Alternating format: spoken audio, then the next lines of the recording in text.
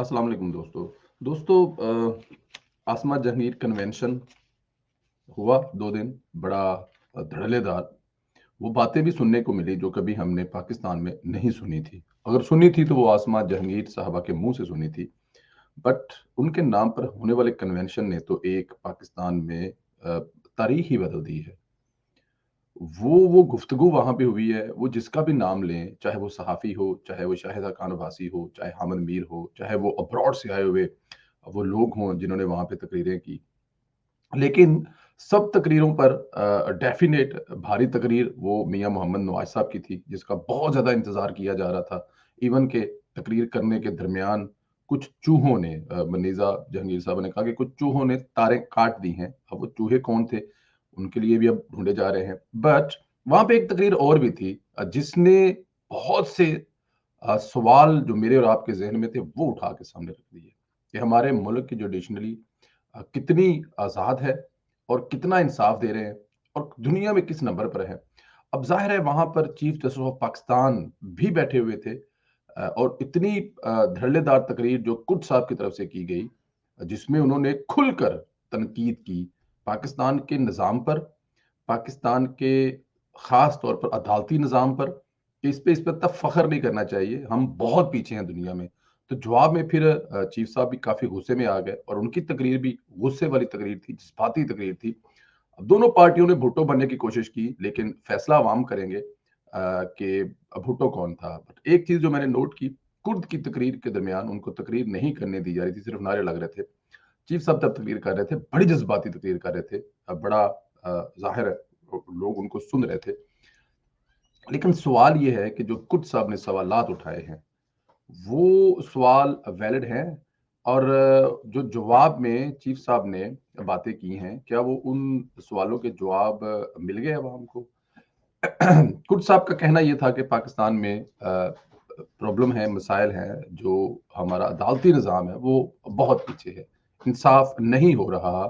कुछ लोगों के कहने पर पूरे का पूरा निज़ाम चल रहा है, चंद लोगों पर, जो कि कल चीफ जस्टिस साबिक जो साकिब निसार साहब है, उनकी ऑडियो में ये सुना जा सकता है। वो कहते हैं कि बदकिस्मती से हमारे यहाँ फैसले अदारे करते हैं और अदारों ने फैसला किया है कि हमने इमरान खान को लाना है। और अगर आप समझते हैं कि ये बात गलत है तो मेरे ख्याल में उसको भी चैलेंज करना चाहिए। लेकिन मैं कुछ पॉइंट्स हैं जिन पर बात करना चाहूंगा कि पाकिस्तान में अगर अदलिया आज़ाद होती तो कुछ चीज़ें हैं, वो फैसले हैं, उनका नाम लेकर आपको बताता हूं कि वो शायद हो चुके होते।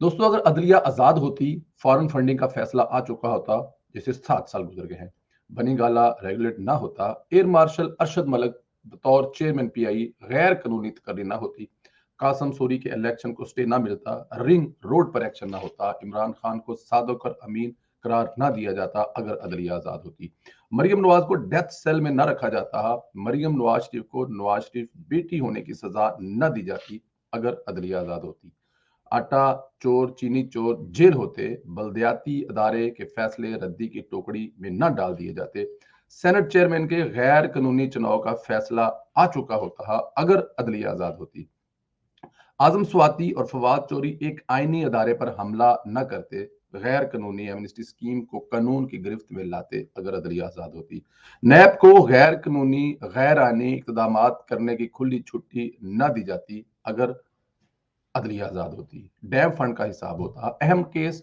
बीआरटी पर स्टे ऑर्डर ना होता, फैसलवाडा के केस को डिले न किया जाता, अगर अदलिया आजाद होती, तोशाखाना केस के मुजरम जेल में होते, नवाज शरीफ को एक अकामा पे न निकाला जाता, अगर अदलिया आजाद होती, जज अरशद मदद की वीडियो का फैसला आ जाता, अगर अदलिया आजाद होती, शौकत अजीज सिद्दीकी को भी इंसाफ मिल जाता, अगर अदलिया आजाद होती, रियाज मलक को लैंडिंग ग्रेविंग पर छूट न दी जाती, अगर अदलिया आजाद होती, जजेस की अहम जगह पर जमीन ना निकल रही होती, अगर अदलिया आजाद होती। सबसे बड़ी बात है, अगर अदलिया आजाद होती, जो एक एक चीज और एक एक बात पर नोटिस लेते थे, तो वो अब कल जस्टिस शौकत अजीज सिद्दीकी के बाद, राणा शमीम के बाद, जस्टिस जो जज अरशद मलिक थे उनके बाद, कल खुद अपनी ऑडियो जो कि रिलीज हो चुकी है साकिब निसार साहब की, अगर अदलिया आजाद होती तो वो उस पर छोटो मोटो एक्शन लेती और जस्टिस साकिब निसार साहब को बुलाकर उनसे कंफर्मेशन कहती,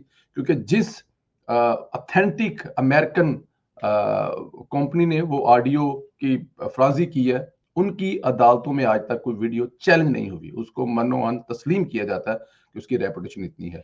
तो दोस्तों, अगर अदलिया आज़ाद होती तो ये सारे काम ज़रूर होते। हमारा ये हाथ बाँधकर सवाल है कमाने वाला से और ये फैसले करने वालों से कि खुदा के वास्ते आप अपने ज़मीर पर फैसले करें। अल्लाह ताला की ज़ात के हुज़ूर हर बंदे ने पेश होना है। काज़ी फ़ाइज़ साहब भी पेश होंगे और जज अरशद मलिक भी पेश होगा। बस इतनी सी बात है। दोनों ने मरना है, सब ने मरना है। एक मर गया सिर्फ़ इसलिए कि मेरी इज़्ज़त ना उछाली जाए, अपनी वीडियो रोकने के लिए वो नवाज़ शरीफ और पाकिस्तान की तकदीर से खेल गया, मर फिर भी गया।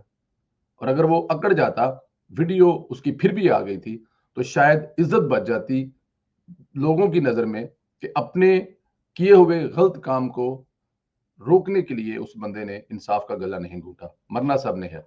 ज़मीर पर फैसले करें। अल्लाह ताला की ज़ात हिफ़ाज़त फ़रमाएगा। अगर किसी की कमज़ोरी भी किसी के पास है, तो अल्लाह ताला की ज़ात उस पे भी पर्दा डालेगा। हिम्मत तो करके दिखाएँ। अपना ख़्याल रखें दोस्तों।